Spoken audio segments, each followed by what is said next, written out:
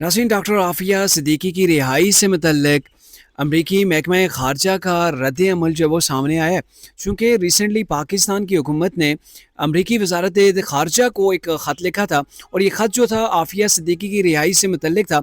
और उसके ऊपर आज अमरीकी महकमा ख़ारजा के नायब तर्जुमान वेदांत पटेल ने डॉक्टर आफिया सिद्दीकी की रिहाई से मुतल्लिक हुकूमत पाकिस्तान के ख़त के ऊपर अपने रद्द अमल का इज़हार किया है।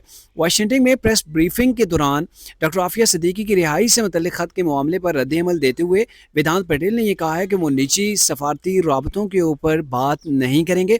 अमरीकी महकमा ख़ारजा के तर्जुमान ने यह भी कहा कि डॉक्टर आफिया सिद्दीकी के केस और कैद से मुतल्लिक किसी भी इंक्वायरी पर बात करने के लिए महकमा इंसाफ से रुजू किया जा सकता है। यानी कि जो दो ममालिक की आपस में निजी सफारती मामलात होते हैं उनको हम मीडिया के ऊपर बात नहीं करेंगे, उनका ये मतलब था।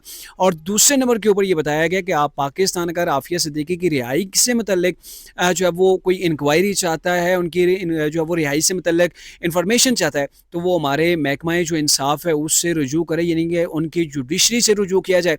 तभी जाके क्लियर होगा कि उनकी रिहाई मुमकिन है या नहीं।